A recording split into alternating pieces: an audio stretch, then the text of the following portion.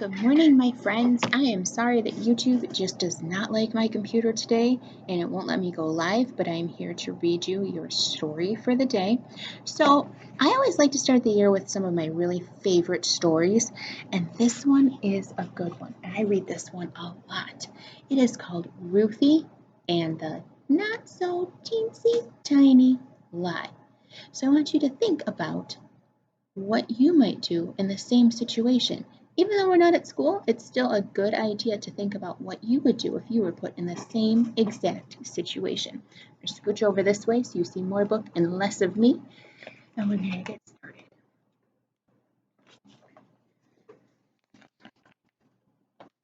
It's all over on me, sorry about that.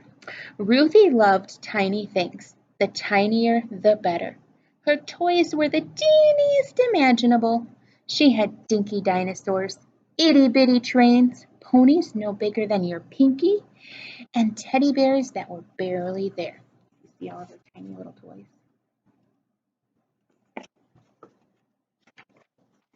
Ruthie loved finding tiny treasures too. At the beach, she searched for the smallest seashells. The flowers she picked were no bigger than fairy wings. She even had an eggshell from a hummingbird. And wherever Ruthie went, she carried some teeny thing in her pocket. She's on her way to school. One day at school recess, after jump rope and swings, Ruthie took a turn on the twirling bar. When she landed, she saw something in the grass. It was a little box with a teensy window and an even tinier button on top. She couldn't believe her luck. It was a teeny tiny camera. You see it?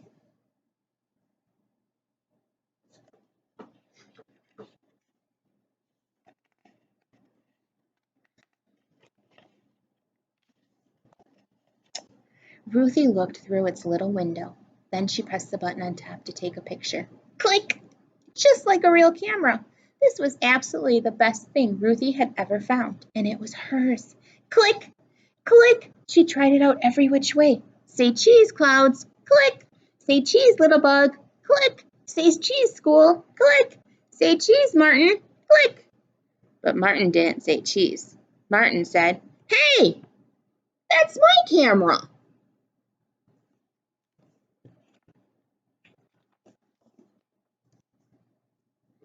Ruthie was startled. "No, it's mine."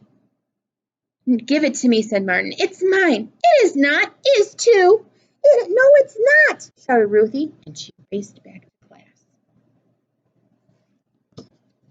Think for a second. Whose camera do you really think it is? Is it Ruthie's or is it Martin's? "What is going on?" asked Mrs. Olson. "Ruthie's got my camera," cried Martin. "I got it for my birthday and I dropped it on the playground." But Ruthie wanted that teeny tiny camera in the worst way. "It's mine," she yelled. "I got it for my birthday." Well, that wasn't true at all. Not one teeny tiny bit. Mrs. Olson looked at Martin. She looked at Ruthie. "Goodness, this is a problem," she said.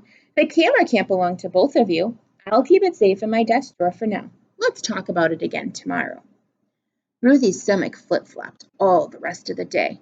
She couldn't remember the answer to 2 plus 2.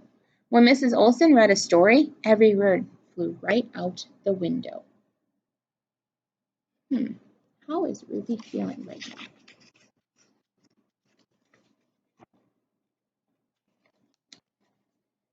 The bus ride home took forever. "Hi, Ruthie," said Mama. "How was school?"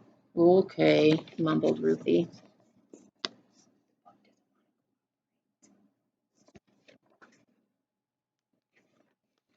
Dinner was macaroni and cheese, Ruthie's favorite, but she couldn't eat, not one little bite. "Aren't you feeling well?" asked Papa. "I'm not hungry," she said. At bedtime, Ruthie was close to tears.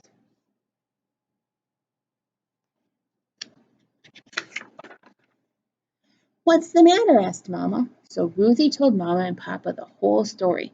"What do you think went wrong?" asked Papa. "I said it was my camera," cried Ruthie, "but it's not." "It's going to be okay," said Papa. "You made a mistake, and tomorrow you can fix it. I think Mrs. Olson and Martin will understand."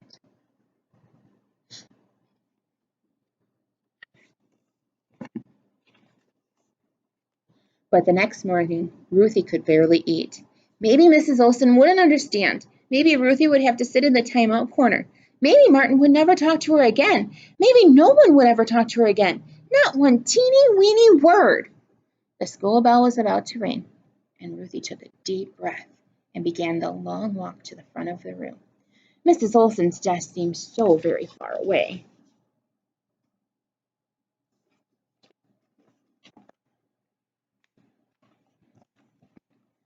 "Good morning, Ruthie," said Mrs. Olson.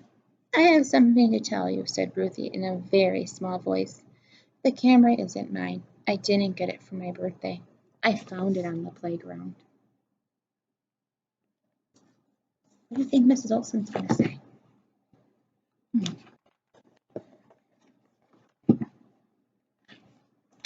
Mrs. Olson didn't make her sit in timeout corner. She didn't even look mad. Instead, she gave Ruthie a hug and kissed the top of her head. "Thank you for telling the truth," said Mrs. Olson. "That took a lot of courage." "I'm very sorry, Martin," said Ruthie. "It's okay," said Martin.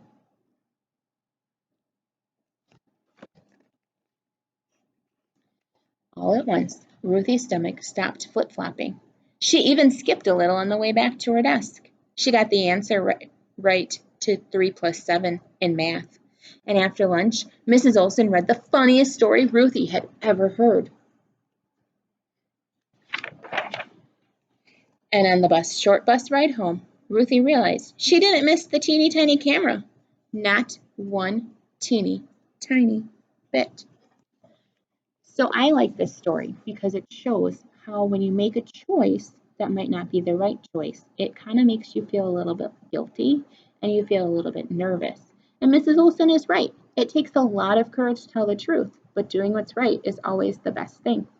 Hope you have a wonderful day and you guys are doing a great job of learning today at home. I will see you hopefully for our closing meeting, and if not, I will see you tomorrow. Talk to you later.